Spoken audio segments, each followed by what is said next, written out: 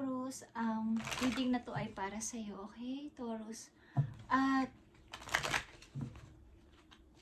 tingnan natin ang message sa'yo ng yung person. Message sa'yo ng yung person, Taurus. Tingnan natin. Para to sa mga Taurus at ito ang message sa inyo ng inyong kakoneksyon na person or nagdaang person. Titignan natin. Taurus, message sa inyo ng inyong kakoneksyon na person. Okay.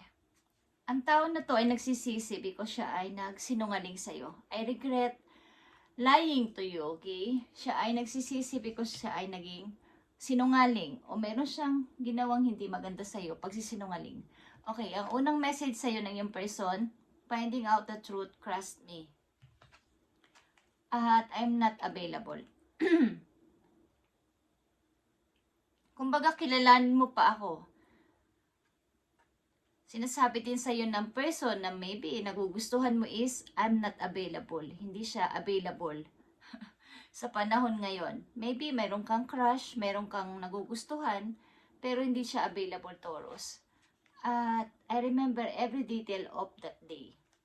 Maybe meron kayong conversation, meron kayong pagkikita, at naaalala niya ang mga araw na to sa inyong dalawa. But, sad to say, hindi siya available.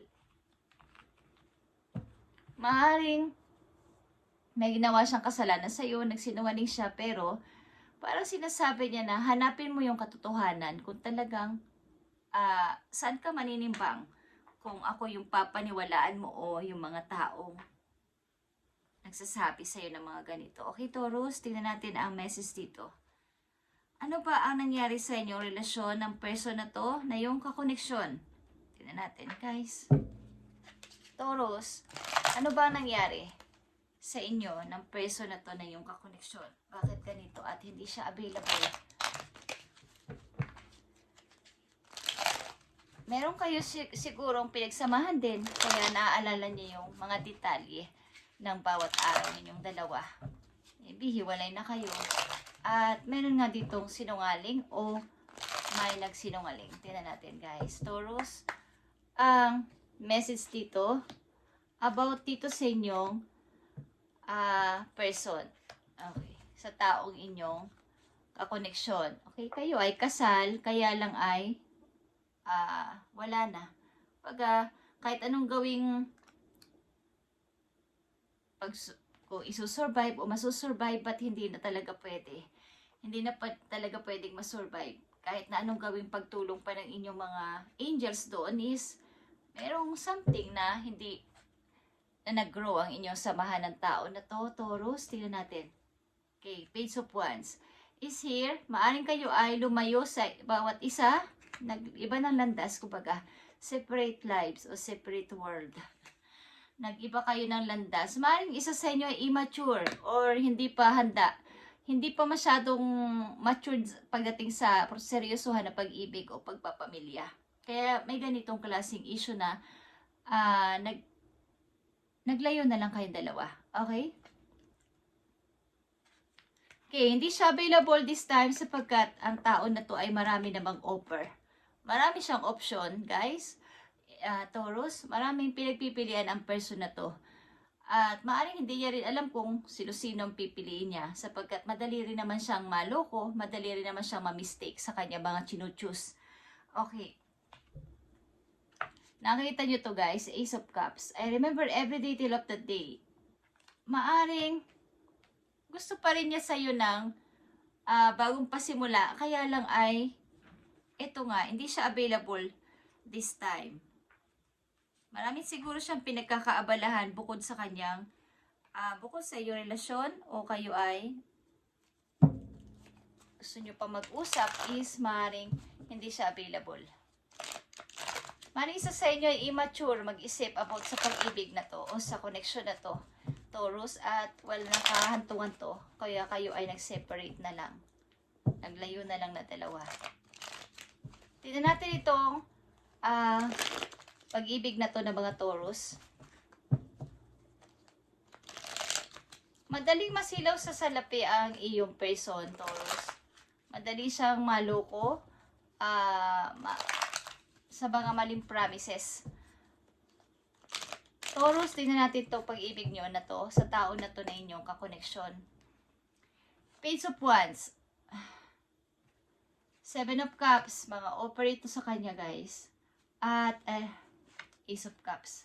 Siguro may bago na siyang minamahal o may bago na siyang nagugustuhan. Taurus. Tingnan natin. Okay. May kanya-kanya na nga kayong nilalandas sa buhay ng tao na to na yung malalim na kakoneksyon. Maaring nag-i-start na rin siya ng bago. Sa ngayon, at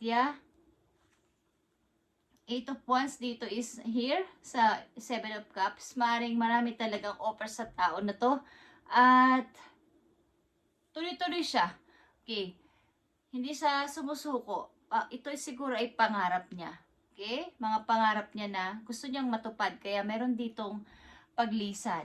Ace of Cups, guys. The Sun is here. Maaaring nag-i-enjoy siya sa pagiging malaya. Okay.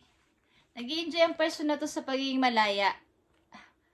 Nag-separate kasi kayo, so siya ay nag-i-enjoy naman. Masaya siya sa kanyang ginagawa. Masaya siya sa kasalukuyan, Taurus. So, kung iniisip mo pa rin ang tao na to ay masaya ng yung person, Taurus. Huwag ka nang umasa pa na babalik ito sa'yo sapagkat nag-i-enjoy siya sa kanyang maaring marami siyang pagpipilian. Okay. Tingnan natin ang message para sa'yo, Taurus.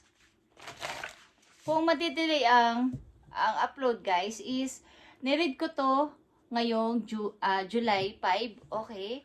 At mahina kasi ang wifi dito sa amin pagpisan. Lalo na pag malapit na yung holiday, ganyan, kasi maraming gumagamit at napapalibutan kami ng bundok, guys. Okay. So, ngayon, ang reading na to ay July 5, Taurus. Okay, 2025. Message para sa iyo to. Ang susunod na message. Okay, confidence is here. Matuto ka nang magkaroon ng confidence sa sarili mo o tiwala na matuto ka naman pag-isa. Yung dati kasi siguro kung kayo ay aalis o mayroon kayo pupuntahan, lagi na lang kayong may kasama, may kasakasama, may tanungan. Ngayon ay matuto ka nang tumayo sa sarili mong paa at magdesisyon mag-isa. Sapagkat maaari nga kung kayo ay nagkahiwalay ng tao na to ay hindi na pwedeng palagi nakaasa ka sa kanya. Okay, maaring dapat ka nang matuto sa iyong mga araw-araw na routine. Huwag ka nang umasa pa na kumbaga yung may mga tutulong pa sa iyo. Pilitin mo mapag-isa, yung umalis mag-isa, may gawin mag-isa na walang katulong. At maglakad na mga kung anong lalakarin mo mag-isa. Tingnan natin. Kumbaga pumapasok ka sa relasyon is paulit-ulit. Same cycle. Same na lang ng same. Pari-pareho lang. Always rewrite.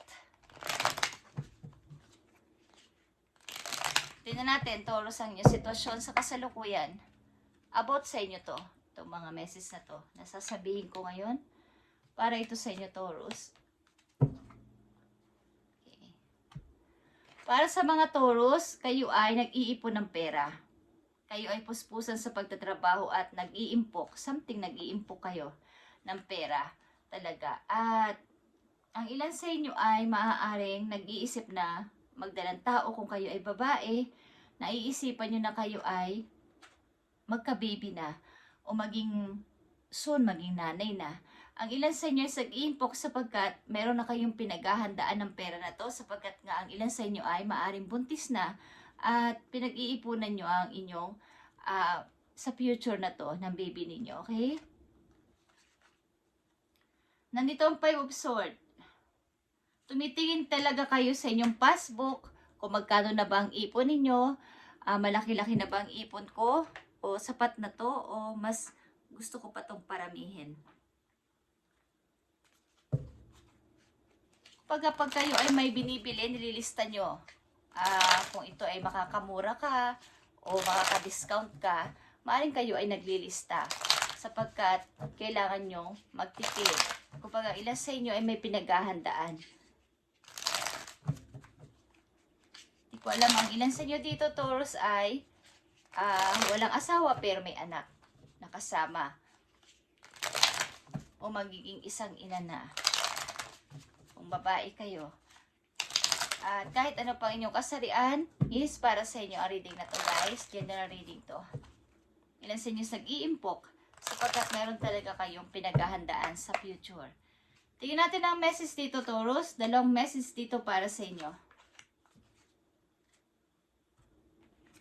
Nandito ang let it be a mystery. Okay. Let it be a mystery like a moon, guys. Kung sa inyong mga pang-araw-araw na ginagawa is maging misteryoso kayo, maging misteryosa kayo. Kung ano man ang inyong mga plano at mga iniisip, huwag muna kayong masyadong nagsasalita sa iba. Okay, Taurus? At nandito ang next month looks promising. Next month, ibig sabihin sa August, meron kayong maaaring may mga kinausap na tao at ito ay matutupad o magkakaroon ng katuparan next month. Ang mga, okay, may mga hinihintay na sagot o hinihintay na mga opportunity, maaaring ito ay mangyayari next month, guys. Taurus, tingnan natin ang inyong career para kayo ay magkaroon ng guide. Nagtitipid ang ilan sa inyo, maaaring kung kumastos man kayo ay titignan nyo kung magkano to, makakatipid ba ako pag binili ko to. Okay, nililista-lista ninyo kung magkano at kung saan kayo makakatipid. Talagang kayo ay may listahan. Sapagkat tag-iipon nga kayo ng pera, ilan sa inyo, Taurus. Tingnan natin ang message dito.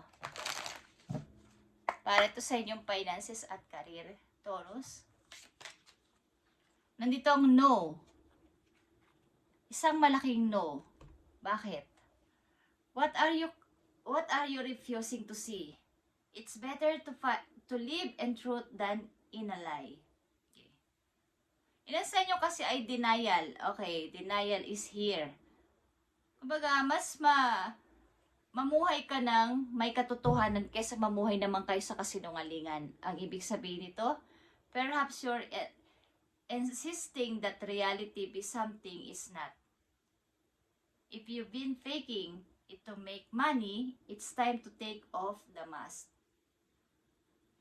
Maaring sinasabi dito na kung kayo ay mag-iisip na kung ano man ang inyong binabalak na negosyo, something negosyo, mga trabaho yan, na bukod sa inyong main job, meron pa kayong mga trabaho na iisip, is magpakatotoo kayo sa inyong gagawin, sa inyong ginagawa na to. At kumbaga yung mga fake, yung mga panloloko ay wag nyong papasukin. Wag nyo itong papasukin kahit na may mag-invite sa inyo dito na kayo ay maging grupo dito, Taurus, at para makapanloko ng ibang tao. Yan ang inyong message. About dito sa money, kung kayo ay yung easy money na sinasabi ng maraming tao ay wag nyo itong subukan kapag may nag-offer sa inyo ng ganito sa inyong mga kakilala. Maaring isa sa mga araw na to o sa mga susunod na mga araw sa buhay ninyo ay makaka-encounter kayo ng ganito na kayo ay hihimukin na sumali dito at maaring ito ay mga fake o something na manloloko about sa pera. But ito ay easy. Hindi na kayo mahihirapan. But mayroong kaakibat itong karma. Okay, Taurus, huwag kayo sasali sa mga ganito o kayo magpapa-invite. Message for you, Taurus. Nandito ang quiet retreat. It's time to disconnect from the outer world, Taurus, so that you can discern that progress your true thoughts and feelings than your inner world. Create this quiet time for yourself and you'll have more clarity about what to the next. Okay. Paminsan-minsan, kayo ay, kahit busy kayo sa trabaho, is magdaan kayo ng mga oras kahit paminsan-minsan sa sarili ninyo na maging matahimik. Paminsan-minsan para magkaroon ng kaliwanagan ang lahat ninyong mga katanungan sa inyong puso at isip. At para malaman nyo ang next ninyong gagawin. Kung ano na ang susunod ninyong paplanuhin is magkakaroon dito ng kaliwanagan sapagkat magkakaroon kayo ng kaliwanagan sa pag-iisip nyo na ito na yung aking next na gagawin. Kung ito ay iniisip nyo habang kayo ay busy at pagod na pagod ang utak, hindi magkakaroon ito ng kumbaga mag-stop muna kayo sa reality. Kung ang reality nyo ay hectic ang schedule ninyo at marami din responsibilidad sa pamilya, something na stop muna, something pause muna at mag-isip-isip para alam nyo ang inyong next step. Message pa for you. Dito sa pag-ibig nyo na to ay sa iniisip yung tao, maybe naging asawa nyo or naging kinakasama nyo sapagkat may mga memories kayo is wala na siya. Okay? Something na nag-i-enjoy naman siya sa kanyang pagiging may freedom sa sarili. At maaari marami siyang pinagpipilian. Okay. Ang message sa iyo, be clear about where you are, putting your focus right now. Focus on your deserved outcome. Taurus, you have everything within to create the life of your dreams. Stop doubting yourself for once. This is your time. We've got you. Katulad ng itong quiet retreat na message sa inyo, kayo ay mag-focus kung nasaan kayo ngayon lugar, kung nasa anong ginagawa ninyo, doon lang kayo mag-focus muna at wag na yung palingon-lingon na pag may nag-offer ng ganito, easy money o kung ano-ano is itatry nyo. Kumbaga, kung saan kayo nandoon sa ngayon, mag-focus kayo doon at mag-focus kayo sa inyong desired na outcome. Desired na outcome, big sabihin yung positive na kaisipan na maganda ang magiging outcome sa inyong ninanais na to. Kasi, meron ka pang big dream. Meron ka pang pangarap na gusto pang matupad, Taurus. At mag-stop ka sa pagdududa palagi sa iyong sarili na hindi mo to kaya o wala kang kakayanan. So, kaya mo to, Taurus. We've got you. Okay? Natutulungan ka na yung mga guidance doon sa heaven. Okay? So, sisilipin pa rin natin ang iyong pag-ibig. Kung ano ba nangyari. Para magkaroon ka ng, kung hindi mo alam to at hindi mo alam bakit ano nangyari sa inyong pag-ibig. Tignan natin.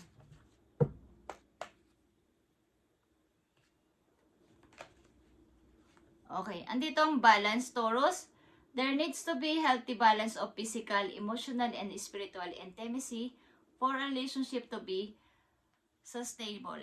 Ibig sabihin, siguro ang nangyari sa inyo samahan ng tao na to kaya nagkaroon ng paghihiwalayan ay hindi naging balanse. Lalo na sa physical, emotional, at spiritual. Hindi naging maayos.